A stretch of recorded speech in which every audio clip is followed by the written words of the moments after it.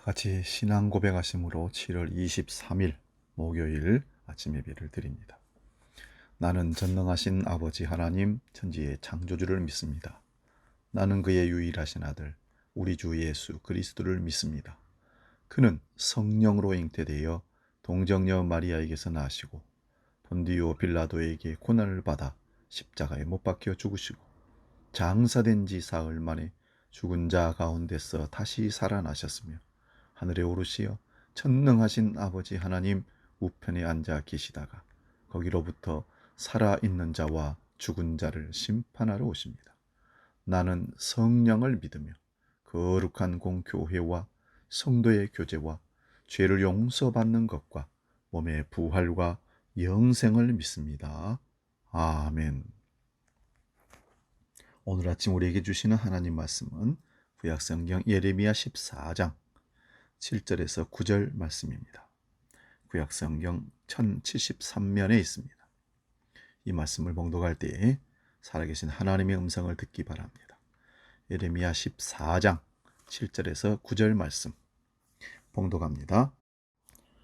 여호와여, 우리의 죄악이 우리에게 대하여 증언할지라도 주는 주의 이름을 위하여 일하소서. 우리의 타락함이 많으니이다. 우리가 주께 범죄하였나이다. 이스라엘의 소망이시요 고난당한 때의 구원자시여, 어찌하여 이 땅에서 거류하는 자같이 하룻밤을 유숙하는 나그네같이 하시나이까? 어찌하여 놀란 자 같으시며 구원하지 못하는 용사 같으시니이까? 여호와의 주는 그래도 우리 가운데 계시고 우리는 주의 이름으로 일컬음을 받는 자이오니 우리를 버리지 마옵소서. 아멘. 공독한 말씀으로 마지막 9절 말씀 뒷부분에 있는 우리를 버리지 마소서, 이런 제목으로 말씀의 은혜를 함께 나누고자 합니다. 우리가 사는 세상이 왜 이 지경이 되었냐고요? 누군가 묻는다면 그거는 빛의 자녀들보다 어둠의 자녀들이 더 지혜롭게 행동하기 때문에 그렇습니다. 그들은 더 부지런하고 끈질기고 교묘합니다. 구약성경 욥기에 나타난 하나님은 사단에게 어느 날 이렇게 말합니다. 네가 어디를 갔다 오는 길이냐? 그렇게 묻자 사탄은 욥기 1장 7절에서 땅을 이리저리 돌아다니다가 오는 길이라고 보고합니다. 슬쩍 지나가는 말 같지만 이 대목이 참 중요합니다. 여러분, 사탄은 땅의 구석구석 모르는 것이 없습니다. 뿐만 아니라 한 곳에 머물지 못합니다. 그래서 선한 이들을 늘 그들의 밥으로 유혹하고 마치 우는 사자같이 두루 삼킬 자를 찾아다니는 그런 존재가 바로 사탄입니다. 악한 무리들입니다. 그렇기에 예수님은 제자들을 세상에 파송하시면서 마태복음 10장 16절에서 보라, 내가 너희를 내보내는 것이, 파송하는 것이 마치 양을 이리떼 가운데로 보내는 것 같다. 그러므로 너희는 뱀과 같이 슬기롭고 비둘기같이 순결하라 말씀하셨던 겁니다. 이리가 사는 세상에서 양으로 살아가기 위해 우리는 지혜롭고 슬기로워야 합니다. 악한 자들의 감언 이설이나 위협에 속아 넘어가지 말아야 합니다. 그리고 세상의 악에 물들지 않을 수 있어야 합니다. 지켜내기가 힘들지만 그래도 지켜내야 됩니다. 눈물의 선지자라고 할 수 있는 예레미야 선지자는 자기가 살던 시대의 어둠을 직시하고 있었습니다. 그는 자기 시대를 향한 하나님의 탄식을 듣습니다.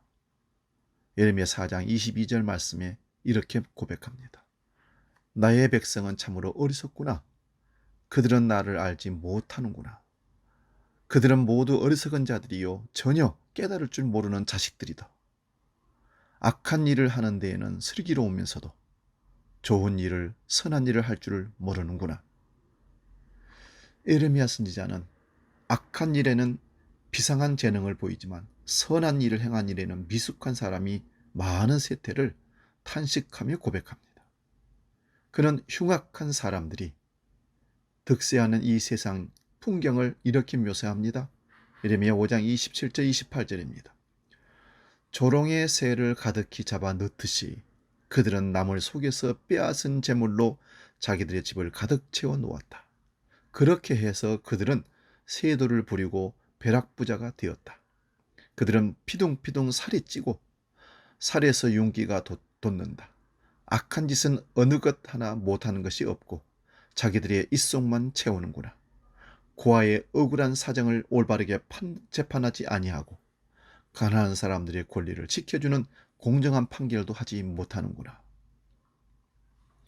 불의한 세상의 모습은 어느 시대에나 거의 유사하는 것 같습니다. 자기 유익을 확보하기 위해서 함께 살아가야 할 이웃을 수단으로 삼거나 그들의 고통스러운 처지를 철저히 외면합니다. 우리는 고통 혹은 슬픔이 세상의 중심이라고 믿는 사람들입니다. 우리가 믿는 하나님은 애굽의 전체 정치에 신음하는 노예들의 신음소리를 들으시고 그 불의한 현실을 바로잡기 위해서 자기 백성들의 역사 가운데 개입하시고 그들을 출애굽시켰던 그런 하나님이십니다. 누군가가 도와주지 않으면 스스로 일어서기 어려운 사람들의 버팀목이 되시기로 작정하신 그런 분이 하나님이십니다. 그런 하나님이 아닌 다른 신을 믿는 사람들이 참으로 많습니다. 신앙을 자기 욕망을 채우기 위한 수단으로 생각하는 이들이 많다는 것입니다. 종교인의 책무는 그런 불의한 현실을 불의로 드러내고 위선을 위선으로 드러내면서 사람들로 하여금 마땅히 걸어야 할 길을 가르치는 데 있습니다. 잘못되었으니까 거기서 돌아서라고 경고하는 것이 오늘 우리가 믿는 신앙인들의 삶입니다. 그러나 타락한 종교인들은 권력의 편에 확고히 가담해서 그들이 섬기는 것이 하나님이 아니라 자기 배일 뿐입니다. 우리가 살고 있는 이 땅에서 정의와 공평이 사라지고 인애와 자비가 다 사라질 때 하나님의 분노는 극에 달하게 됩니다. 예언자는 누구보다도 하나님의 분노에 예민한 사람들입니다. 예레미야 선지자는 하나님의 무서운 음성을 듣게 됩니다. 그게 바로 예레미야 7장 20절입니다. 나 주 하나님이 말하노라. 나의 무서운 분노가 바로 이 땅으로 쏟아져서 사람과 짐승과 들의 나무와 땅의 열매 위로 쏟아져서 꺼지지 않고 탈 것이라. 내 백성의 혀는 독이 묻은 화살이요 입에서 나오는 말은 거짓말뿐이라. 입으로는 서로 평화를 이야기하지만 마음속에서는 서로 해칠 생각을 품고 있구나. 이러한 자들을 내가 벌하지 않을 수가 있겠느냐. 나 주의 말이라. 이러한 백성에게 내가 보복하지 않을 수 있겠느냐. 예레미야 9장 8, 9절에 말씀하고 있습니다. 하나님은 인간을 공동체로 부르셨습니다. 하나님은 남자가 혼자 있는 것이 좋지 않으니 그를 돕는 사람으로 배필자로 하와를 만들어 짝을 지어 주셨습니다. 인간의 인간됨은 누군가의 벗이 되는 것이 있습니다. 벗이 된다는 것은, 친구가 된다는 것은 상대방의 필요에 응답하는 사람이 되는 것입니다. 친구는, 벗은 기쁨의 순간뿐만 아니라 고통의 때에도 함께 있어주는 사람입니다. 내가 누군가를 기대고 있는 것과 마찬가지로 다른 이들 또한 우리를 비스듬히 기댄 채 살아갑니다. 기대는 게 맑아야 우리 또한 맑은 삶을 살 수 있습니다. 우리가 맑아야 우리를 기대는 이들이 맑아집니다. 우리가 함부로 살 수 없는 것은 그것 때문입니다. 내가 흐려지고 내가 흐트러지면 나를 기대는 사람 역시 흐트러지고 흐려지게 되어 있습니다. 바로 그런 섬세한 마음 씀이야말로 친구, 벗됨의 전제 조건입니다. 타락한 자, 악한 동무는 선한 행위를 악하게 만드는 것입니다. 과도한 욕심은 모든 벗됨의 우정에 조각을 내는 파산시키는 행동이기도 합니다. 입으로는 평화를 말하면서도 마음으로는 서로 해칠 생각을 품고 있는 우리 혀는 독이 묻은 화살이 될 수도 있습니다. 이것은 벗에 대한 배신인 동시에 우리를 창조하신 하나님에 대한 반역이기도 합니다. 우리가 돌이키지 않으면 하나님도 우리를 버리실 것입니다. 예레미야 12장 7절에 나는 내 집을 버렸다. 내 소유로 택한 백성을 포기했다. 내가 진정으로 사랑한 백성을 바로 그들의 원수에게 넘겨주었다. 하나님이 우리를 버리실 수도 있다는 사실을 우리는 두렵게 인식해야 됩니다. 우리는 늘 하나님의 사랑에 대해 말하면서도 하나님의 심판에 대해서는 말하지 않습니다. 이것이 우리를 영적인 위기로 몰아넣고 있습니다. 오늘 본문은 하나님을 등지고 우상에게로 달려가기에 바빴던 이스라엘이 하나님이 내리신 재앙 이 얘기와 함께 연결되고 있습니다.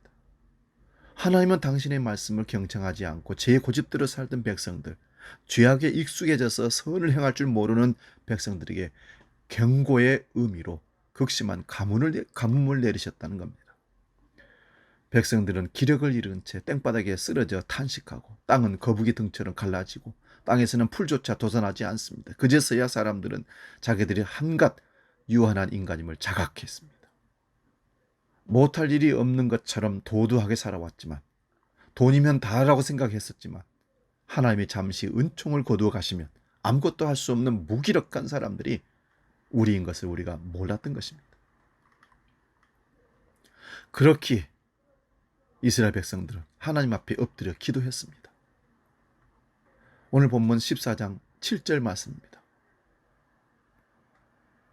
여호와여, 우리의 죄악이 우리에게 대하여 증언할지라도 주는 주의 이름을 위하여 일하소서.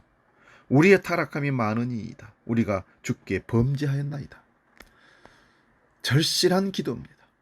하지만 이 기도가 진실한 것이 되기 위해서는 삶이 먼저 개혁되어야 합니다. 이웃에게 무정했던 죄를 참회해야 합니다. 고아와 과부와 나그네로 상징하는 약한 자를 마구 질밟았던 그런 죄악을 회개해야만 합니다. 마음이 찢어지는 고통을 겪고 있는 그런 사람들의 마음을 헤아리지 못한 채 함부로 말했던 죄를 눈물로 씻어야 합니다. 남의 골수를 마르게 했던 죄에서 돌이켜 서야 합니다. 이스라엘 백성의 기도에 다시 귀를 기울여 보시기 바랍니다. 14장 8절 9절 말씀입니다. 이스라엘의 소망이시여, 고난당한 때의 구원자시여, 어찌하여 이 땅에서 거류하는 자같이 하룻밤을 유숙하는 나그네 같이 하시나이까?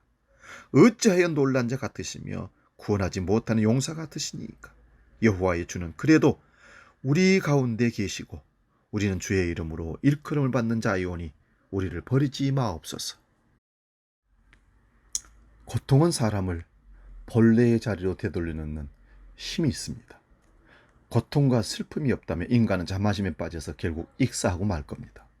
버티기 힘든 고통을 겪어보니 백성들은 비로소 하나님의 은총이 아니고는 하루도 살 수 없는 자기 한계를 직시하지 않을 수 없습니다. 역사의 어려운 고비고비마다 지키시고 건져주신 하나님의 은혜를 드디어 그때 떠오르게 됩니다. 하지만 오늘 성경 본문에 보면 하나님은 마치 나그네처럼 하룻밤 묵으러 들른 행인처럼 그렇게 행하시는 것 같습니다. 구해줄 힘을 잃어버린 용사처럼 보입니다. 절망입니다. 하나님은 이전처럼 강한 팔과 어깨로 그들을 구해줄 생각이 없는 것처럼 보입니다. 하지만 백성들은 여전히 하나님을 바라보지 않을 수 없습니다. 14장 9절 하반절 봅니다.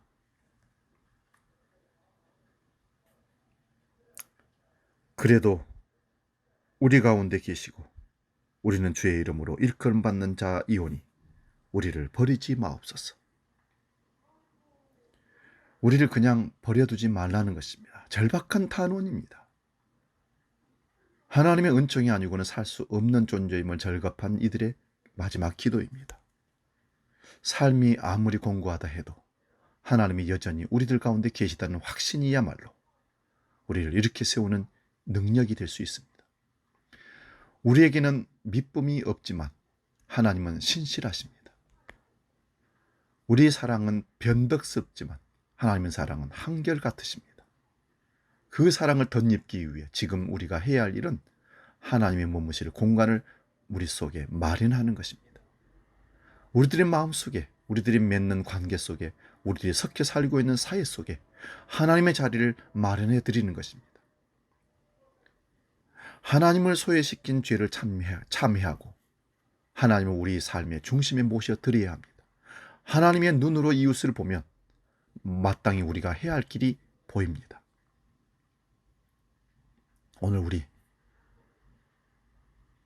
우리 가운데 비록 하나님이 우리를 거들떠 보지 아니하시고 힘을 잃어버린 나그네처럼 아무 능력 없는 용사처럼 보일지라도 그래도 그 하나님 앞에